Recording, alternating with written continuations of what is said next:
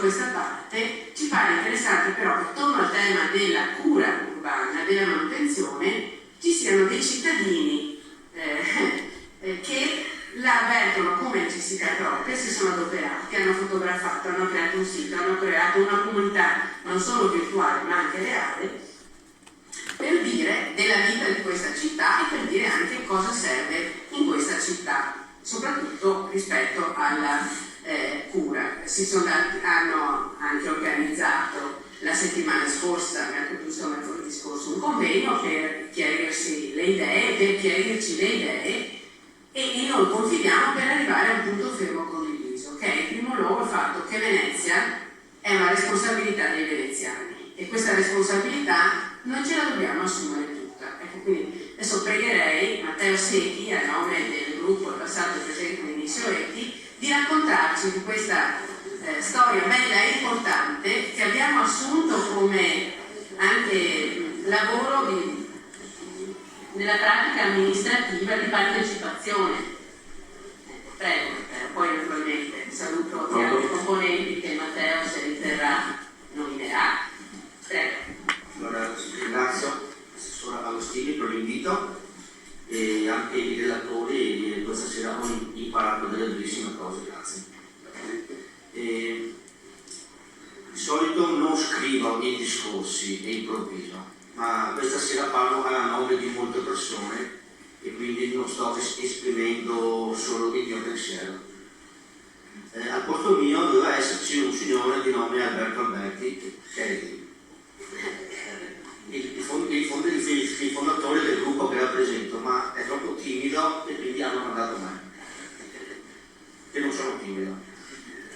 Ora, innanzitutto è giusto sottolineare l'importanza che ha avuto questo gruppo di cittadini riunito in un social network dentro Facebook nel rilanciare dopo molti anni la discussione in merito ai Inizioretti, perché finché non è stato creato questo gruppo nella primavera del 2011, che si chiama Il passato e il presente degli Inizioretti, la tematica non era molto trattata negli ultimi anni. E a questo gruppo partecipano attivamente più o meno 1200 persone, poi alla fine ci sono un centinaio quelli che quotidianamente postano foto e materiale.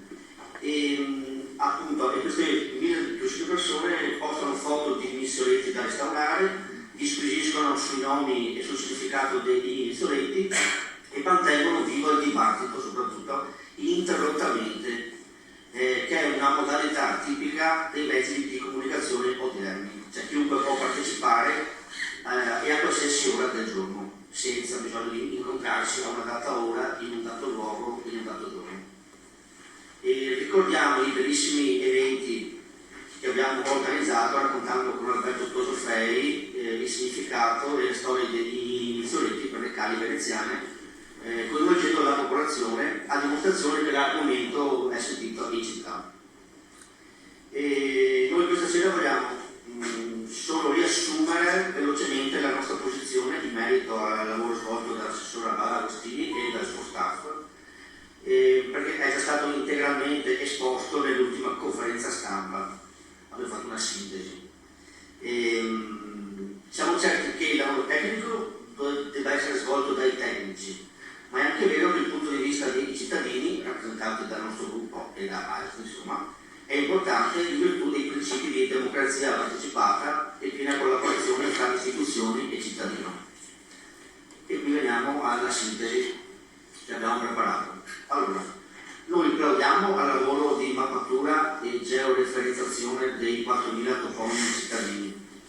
Riteniamo importante aver stabilito dove stavano e dove saranno gli Inizioretti. Lo consideriamo un lavoro serio dal quale partire per fare alcune considerazioni. Al legittimo rigore etimologico e documentare espresso dall'assessorato non corrisponde però una mappatura certa e condivisa delle forme, per esempio l'uso delle doppie, ancora una volta. Questo a prescindere da alcuni errori evidenti che sono stati corretti o si stanno correggendo. In tal senso apprezziamo il ripristino di toponimi quali Angelo o San Marciliano, delle forme de, la, staccati, dei, così come l'uniformità delle dizioni trio e sottoporto. Però in assenza di un'effettiva consuetudine documentale, 1700, 1600, Napoleone, bla, riteniamo che non si possa fare la media ponderata delle diverse forme assunte dai toponimi sui libri per decidere oggi quale sia quella migliore, e che sia invece necessario e opportuno affidarsi alla consuetudine. Un esempio su tutti, il sottoportico dei Vedei dovrebbe diventare il sottoportico di Vitelli, poiché il nome deriverebbe, come è stato detto prima, dalla presenza di una famiglia con Italia e latino. Un nominativo che si trova sui libri ma che non risulta essere mai stato steso con questa forma sui libri. E soprattutto non possiamo ignorare il volere e la sensibilità dei veneziani, che in alcune forme proposte dall'assessorato non intendono riconoscersi. Siamo del parere che i dizionetti, che derivano comunque da una traslitterazione della tradizione orale dal veneziano parlato, debbano seguire il linguaggio e l'attuale sensibilità di chi vive la città, ricercando un equilibrio tra le fonti storiche e il parlato. A suffragio delle nostre richieste e proposte abbiamo avviato un sondaggio all'interno del gruppo Facebook per verificare la tendenza espressa dalle persone appassionate e attente al tema. In particolare le forme terrà e salizzada risultano invise quasi all'unanimità, e ne chiediamo la trasformazione o uniformità nelle forme terrà e salizzada, senza dubbio. Anche i toponimi Parrucchetta, Birri e Calleghei risultano sgraditi e si preferirebbe Parrucchetta, Birri e Calleghei. E questo è il risultato del sondaggio che abbiamo fatto online. Magari vediamo più avanti. Risulta strano perché anche a me risulta strano. Sì. A fronte di tutte queste considerazioni, chiediamo all'assessorato di rinunciare alla modifica sostanziale degli insoliti veneziani, limitandosi a quelle variazioni che riportino i insoliti più vicini alla lingua parlata e o correggano errori di trascrizione, quindi moderazione del... Questo convegno comunque avrebbe dovuto aver luogo a nostro modestissimo parere prima di far approvare una direttiva più importante e non dopo, andando eventualmente a correggere le imperfezioni già fissate sulla pietra col lavoro di ripristino in atto. Se fino ad oggi la lingua veneziana e veneta non è stata ancora chiaramente codificata nella grammatica e in forme scritte, condivise, e schiere di studiosi, almeno dalla fine dell'Ottocento ad oggi, non sono riusciti ad addivenire ad una forma comune, non si capisce perché tali criteri devono essere stabiliti per delibera, essendo ribadito l'attuale forma degli insolenti sullo stesso piano di quella proposta, che non è né migliore né peggiore, ma è una delle possibilità. Grazie.